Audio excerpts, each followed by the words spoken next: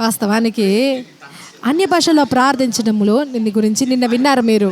ఒకవేళ నేను అన్య భాషలో ప్రార్థించలేదు, ఎజ్జేకియా ఎప్పుడో కింద పడిపోతూ ఉండే. ఎన్నో శోధనలు, ఎన్నో బాధలు, ఎన్నో కన్నీరు, ఎన్నో కష్టాలు. వరదలు, తుఫాన్లు వచ్చాయి, గాలి వీచింది, అలలు వచ్చాయి. ఎజ్జేకియా నా కట్టడము బలముగా బలముగా బలముగా నిలిచి ఉంది. ఒకటే ఒక ముఖ్య కారణం, అనేక కారణాలు ఉన్నాయి. అందులో ముఖ్య కారణము అన్య పరిశుద్ధాత్మలో ప్రార్థించుటయే. కొన్ని సమయాలు ఉన్నాయి నేను ప్రార్థించలేని సమయాలు. నిన్ను ద్వేషించేవాడిని ప్రార్థించడానికి, బైబిల్ని తెరవడానికి కూడా ఇష్టపడేవాడిని కాదు. అంత నిరుత్సాహము, అంత బాధ, అంత కోపము, అంత ద్వేషము. ఆ సమయాల్లో నేను అనేవాడిని, దేవా నాకు తెలియదయ్యా నేను ఎలా ప్రార్థించాలో, పరిశుద్ధాత్ముడా నువ్వు నాలో ఉన్నావు, నువ్వు ప్రార్థించు.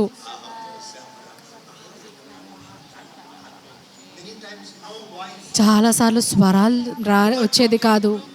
మీరు దేవుడితో మాట్లాడుతున్నారు, పరిశుద్ధాత్మతో మాట్లాడుతున్నాడు. ఆయన ఎక్కడున్నాడు? లోపల ఉన్నాడు.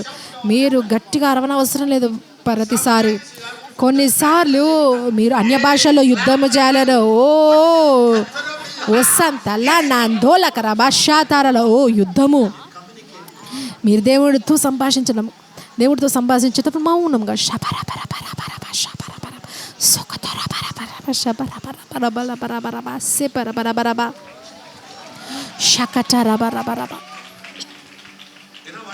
మీకు తెలుసా ఏం జరుగుతుందో? నా హృదయం ఎంతో కఠినంగా ఉండింది, రాయి వలె.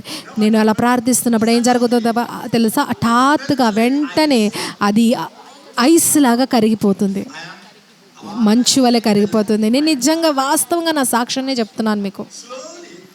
నిదానంగా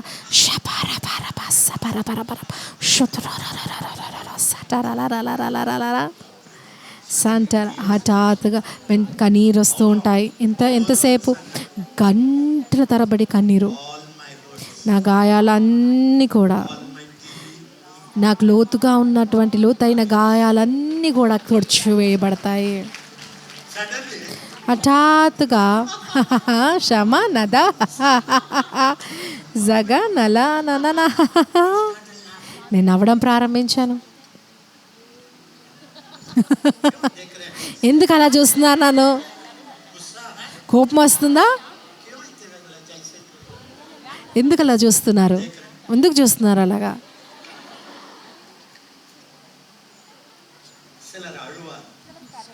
చూడండి, నేను ఏడుస్తాను, నేను నవ్వుతాను, నేను ఏడుస్తాను, నేను నవ్వుతాను. అన్న ఎంతసేపు అన్నా? ఈరోజు వరకు. ఆమేన్. ఇది ప్రేమ సంబంధము. నాకు ఆయన కావాలి, ఆయనకు నేను కావాలి. ఆయన నన్ను వెంబడిస్తాను, నేను ఆయన వెంబడిస్తాను. ఆయన నా వెంట వస్తున్నాడు పరిగెత్తుకుంటూ, నేను ఆయన వెంట పరిగెడుతున్నాను. కూర్చొని ఆయనే చేయండి ప్రతిదీ. ఆశ, దోశ, అప్పడం, వడ. బలాత్కారులు బలవంతంగా స్వాధీనపరుచుకుంటారు. శత్రువు వచ్చినప్పుడు, ఆత్మీయ యుద్ధం వచ్చినప్పుడు, కామం వచ్చినప్పుడు, చెడ్డ ఆలోచనలు వస్తూ ఉన్నప్పుడు, ఎజ్జేకియా అన్నా నీకు కూడా ఇలాంటి చెడ్డ తలంపులు వస్తాయి. అవునమ్మా. శరీరము,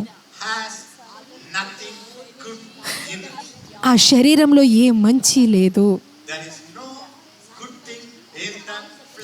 శరీరంలో అందరం చెప్దాము గట్టిగా అరుస్తూ, ఏ మంచిది లేదు, లేదు లేదు మంచిది నా శరీరములో లేదు. సమస్త మంచివన్నీ కూడా క్రీస్తులో ఉన్నవి, ఆయన నాలో ఉన్నాడు.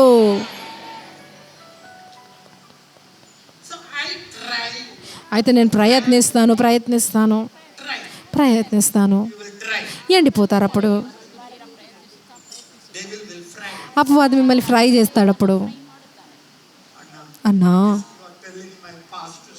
అయ్యో నాకు గత కాల చరిత్ర చెప్తున్నావన్నా, కానీ ఇప్పుడు మీరు ఇక్కడికి వచ్చారు.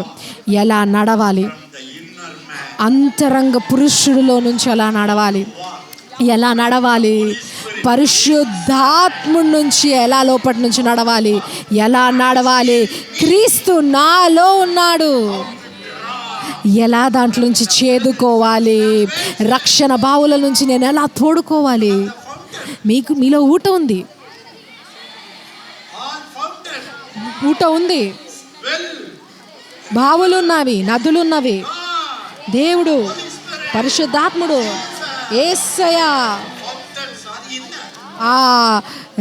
ఆ ఊటలు మననే ఉన్నాయి, రక్షణ ఊటలు మనలోనే ఉన్నాయి. బైబిల్ ఏమంటుందంటే అందులో నుంచి చేదుకోండి, రక్షణ బావులలో నుంచి చేదుకోండి. ఆ దినాల్లో మేము నీళ్లు చేదుకునేవారము. నా అమ్మగారి కొరకు, కుటుంబం కొరకు నీళ్లు తోడేవారు. నా అంకుల్స్ అనేవారు, నా అక్క కుమార్తె నేను నీళ్ళు తోడుతున్నాను కాబట్టి